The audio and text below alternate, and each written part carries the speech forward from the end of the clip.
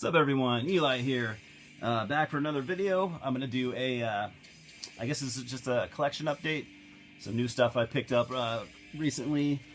Some of it today actually. I went to one of my local stores, and they had a bunch of shit that I wanted, but I didn't want to spend a lot of money because I'm kind of trying to narrow it down, at least for a while.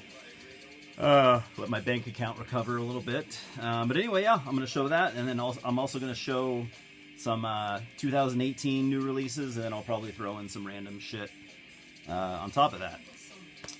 Alright, well, here we go. So what I got from my local record store today, I have this on CD already, and it's not my favorite album of theirs by any fucking means, but I still do like it. So that's Into the Pandemonium, Celtic Frost. This is a new, I think it's a new noise reissue from, well, it's from last year, but whatever. I have always loved the cover art, the Hieronymus Bosch artwork. I've always loved it. This is definitely my favorite Celtic Frost cover art. Not my favorite album. And it comes with, it's pretty fucking heavy, by the way. It's like fucking 3 or 4 pounds probably. Comes with a pretty cool booklet. Really nice. It's like a book, really. It's got a spine and everything. With the, yeah, I hate scrolling through these on camera, but yeah. There we go. It's cool. It's like fucking 30 pages or so. Yeah, so it's a 8-fold. There's the inner art. Man, Hieronymus Bosch, his art is just so fucking amazing. I mean, it's like some of the most just otherworldly, apocalyptic imagery. It's just, I don't know, it fucking gets me every time I look at it. Any of it. Dude, it was fucking amazing. And so on the hype sticker on the cover of this, it said, you know, you get 2 posters with this. So that was cool. You know, I was thinking one of them would probably be the cover art, you know, like vinyl usually comes with. And it didn't come with that, so I thought that was a little weird. Very minor complaint. It's not even a complaint at all, but I would love to have a poster of that. So it came with these. These are like original promo pictures from the album. They're just band photos. I mean, nothing special, but hey, whatever. I didn't buy it for the posters. Although I do like shit like that. There you go. To the Pandamonium. My favorite song on this would definitely be, what's it called? Sorrows of the Moon. But there's some other good stuff on there too. It's just, by far the weakest album out of, you know, like the early days. Alright, at the same store I also picked up this Dimmu Borgir patch. The only reason I bought it is, you know, it's because it's the original logo. Had it been the new logo, I would never buy that. So I thought that was cool. I'd never seen that patch before.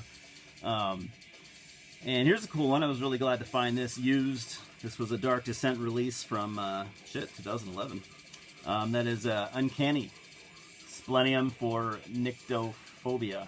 I had heard this album before, and it's pretty cool. It's just kind of some unsung Swedish death metal from early 90s. It's good stuff. I haven't heard it in a long time, but I've heard the album maybe 10 years ago or so, and remember liking it. So now I'm glad to have it, so I can actually give it some proper attention. And here's the other CD I got from that store.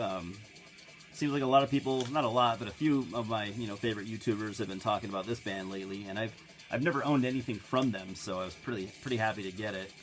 That is Monstrosity, Rise to Power. Oh shit. This happens to me all the time and I hate it. I'll buy something and then I'll come home and I'll notice that it's a promo copy, which I'm not opposed to owning promo copies, but yeah, hole punch in the barcode. Whatever, it was $8. So yeah, I'm somewhat familiar with Monstrosity, mostly their first 2 albums, and their first album is just an all-time classic. Some of the best, Florida death metal ever made. Very underrated too. So yeah, I've never owned anything by them. So this is one of their more recent albums, I guess you could say. It's from 2003. Got Jason Avery in the band, who did a really good job on In Dark Purity. So yeah, Monstrosity have always had shitty cover art. Did you ever think about that? Like even what the fuck is that? Anyways, even their first album, was done by Dan Seagraves, which is anything Dan does is automatically cool, but it's not one of Dan's best, you know, art pieces. So anyways, Monstrosity, yeah, glad to have something from them finally. And now here are some just 2018 releases I've picked up in the last couple weeks. This is a re-release from, I don't know, 5-8 years ago, something like that. Jungle Rot, What Horrors Await, on Victory Records. I do like Jungle Rot. I've always liked Jungle Rot, but I mean, they're nothing amazing, obviously. I mean, it's just, you know, caveman chug death metal, kind of obituary-esque, with, you know, maybe a little bit of hardcore influence here and there. But what I can say about Jungle Rot, to their credit, is that, you know, they've been playing, you know, kind of like throwback old school death metal way before it was, you know, like the new cool thing to do, before, you know, thousands of bands were flocking to doing that. And I'm not trying to be a dick. You know, a lot of those bands are really fucking good. I like a lot of newer bands playing the old style, but I'm just saying they were doing it way before those, you know, all those guys, and they were doing it when it wasn't. They were doing it, you know, when it wasn't like the in thing to do. So I always thought they deserved credit for that. They don't really get it, I don't think. Next, finally picked this up. I'd been wanting to get it for like a long time, or at least, you know, since it's been out. Visigoth, the new Visigoth album. A lot of people have been talking about this. Also, sorry about the glare. New album, Conqueror's Oath. Released on Metal Blade Records. Speaking of Metal Blade, I'm really glad they went back to their old logo. You know, the bloody axe. Fucking love that. I've always loved it. Really glad they made a return. Visigoth. I imagine, I don't know, everyone knows who they are by now. This is their second album. They are a traditional heavy metal band from Salt Lake City, Utah. Like I said, second album. Their first one was very good. To be honest, I totally slept on it, because to me, not to be a dick, but to me, most like traditional metal bands, or even like speed metal and even a lot of thrash bands nowadays, they just don't do it for me. Which is weird, because I can listen to new death metal bands and new black metal bands, you know, playing the old styles, and just totally get into it. But for some reason, you know, the more traditional metal styles are just a lot harder to pull off, I think. For some odd reason, I don't know. Maybe it's because that's the kind of metal that I got into. You know, that's what got me into metal. You know, fucking King Diamond and Judas Priest, Iron Maiden, stuff like that. But yeah, 9 times out of 10, newer, younger bands playing that style just doesn't do anything for me. Visigoth, they're an exception. Like I said, that when that first album came out, however many years ago, I really had no intent to listen to it. And then my buddy told me to check it out, and I was just like, I don't know why I never bought it. That's kind of weird, but yeah, I was just like floored. I mean, this is fucking good shit. This is, you know, traditional heavy metal done right, done skillfully with plenty of hooks, well-written songs, everything. Great vocalist. Yeah, man, check out, if you like traditional metal and you are kind of jaded like I am in that area, check out Visigoth. I think you'll be pleasantly surprised. Speaking of Dimmu Borgir, that patch that I got, I also picked up the newest album, Aeonian. Is that what it's called? Aeonian. What to say about this one? I have listened to this album probably 3 or 4 times, and I am a pretty big Dimmu Borgir fan. Obviously, you know, their material varies in quality. Sometimes they're really awesome. Sometimes they're, you know, kind of lacking in a lot of areas. I don't feel like they've ever put out a bad album. They just have put out some that I like less than others. And if you know Dimmu Borgir, you'll know that every album they,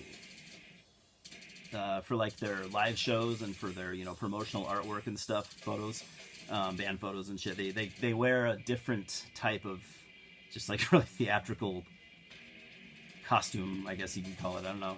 So this is what they're wearing now. Trail of Filth is the same thing. Yeah, I mean, they do tend to look like dorks. But anyways, I do love them. And this album is kind of a letdown for me. I'm waiting for it to click. I just keep giving it more and more listens. I'm listening to it like once or twice a week. And I don't know, man. I don't think it's a shitty album. I don't think it's terrible. It's far from unlistenable. But there's just, it's not, I feel like it could have been darker. It could have been heavier. It just could have been better. They have a choir now. You know how like ICS Vortex used to do those like epic clean vocals, and then everyone seemed to like that. I liked it too. But he's not in the band anymore. Hasn't been in the band now for like 8 or 9 years, I think, something like that. But so yeah, instead of having, you know, a clean vocalist, they had a fucking choir. And had it been like a choir in like one song, or maybe reoccurring throughout the album a couple times, but the choir, I'm pretty sure, is on every single song, and it's just, for me, it just doesn't really add to the music. It kind of, and it doesn't even sound like epic or creepy, or, you know, it doesn't really add much atmosphere. I just don't like it. I don't like the choir, and it was just they were used way too much, and I don't know. I'm still digesting it, but I don't know. I'm not like, I don't regret buying it, but I'm not super into it, and I don't think that'll change too much. I hope they can come back and do a better album someday. And I also picked up the new Sleep album, The Sciences. I have never owned a Sleep album. Fun fact about me, I've never owned a Sleep album. I've never even heard much. I've heard like one song, so I can't like say I'm a big Sleep fan or anything, but I'd watched like, I think 2 reviews on this album, and it just really made me want to go buy it. The first review was done by Anthony Fantano. You all know who he is. Did a really good review, as he always does. And then the other one was by that, what's his name? The dude from Banger TV, yeah, that guy. Anyway, one of the Banger TV guys, not Sam Dunn, but the funny guy. So anyways, yeah, he actually reviewed both these albums. And it's funny, he gave this one a great review, did a good job, just like Anthony Fantano did. Made me want to go buy it. I've listened to it once, it's really fucking good. Then he reviewed the Dimmu Borgir album, and I'll admit, I think that guy's a pretty good reviewer, but I kind of thought, you know, me being a Dimmu Borgir fan, he kind of slandered the album quite a bit, and I was thinking, you know, it was before I had heard it, and I was thinking the whole time while he was doing the review, I'm like, oh, you know, he's going overboard, he's just, you know, saying he doesn't like it because it's, you know, cool to not like Dimmu Borgir, and I was kind of doubting him, to be honest, but now that I have the album and I've listened to it numerous times, he was pretty much spot on everything he said. So it was not the unfair review that I thought it was. Yeah. So anyways, you know, check it out. If you like Dimmu Borgir, I guess it's worth picking up. But yeah, let me know how you guys feel about it. If you've heard it, if you own it, whatever. I want to talk about that album and see what other people think. I can't see anyone just loving the shit out of it, but who knows. And last but not least, we got the new At the Gates album, To Drink from the Night Itself. Sorry about that fucking glare. I gotta maybe start not doing my videos by a window. Anyways, this is I was gonna say this is their comeback album, but it's not. They did a comeback album, a couple years ago or something, that was pretty good. And I've only listened to this once so far, but I already like it more than that said comeback album. But I've only listened to it once, and I don't think I was really, you know, I wasn't like listening closely. So, yeah, I need to give it some time. Just, you know, at night, just turn off the lights and listen to it. No distractions. But it's good. It's good. There's some stuff on here that I feel like they were a little bit more daring. Like I think on their comeback album, and it's totally understandable. But I think they played it pretty safe. And I think on this one, they tried to push, you know, in some different directions, and I thought it really worked. So yeah, I'm gonna give this many more listens. I really do love At the Gates, and I always have, and yeah, I'm glad to have that. By the way, I forgot to say what I'm listening to here. I'm listening to Beheaded, brutal death metal from Malta. This is their this album. What's it called? Ominous Bloodlines, I think. It came out on I think Unique Leader, but correct me if I'm wrong. They are clearly, as you can hear, brutal death metal band. They've been around since like '91, so they've been doing it a long time, way before, you know, a lot of the younger bands out now. Probably highly influential, I'd imagine. I know they're pretty well loved in the brutal death metal scene, but I don't know a whole lot about them. And I don't know a whole lot about brutal death metal in general. And that's another thing I was going to say is, yeah, I'm trying to kind of push myself in different directions, like, you know, check out some subgenres that I kind of overlooked, you know, for the longest time. And brutal death metal is kind of one of them. I will dabble in brutal death, you know, once every couple of years. I'll go out and listen to 3 or 4 of the, you know, kind of up and coming brutal death metal bands that, you know, are getting a lot of praise. Sometimes I like them, oftentimes I don't. But I was gonna say, what do you guys think about brutal death metal? If any of you guys are big fans of that genre, throw me some recommendations that I should check out. Obviously, I have this album. I have a handful of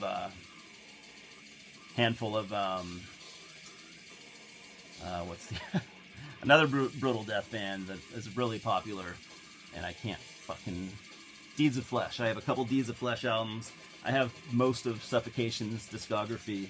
I've listened to some Dying Fetus, you know, here and there in the past, you know, 10 or 15 years. But yeah, any brutal death recommendations you want to throw at me, throw them my way.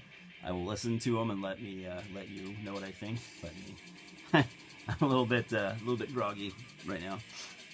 But anyways, that's all I got for now. I got plenty more stuff to show, and you know, the next upcoming you know, couple videos. Thanks for commenting and subscribing. Let's talk about the new Dimmu Borgir album. Let's talk about the new Sleep album. Let's talk about the new At the Gates album. Let's talk about these, and let's talk about brutal death metal. Throw me your recommendations. I prefer the brutal stuff a little bit. I don't like it super technical, but yeah, just tell me what I should listen to, and I'll go check it out. Once again, thank you. We'll talk soon. Cheers.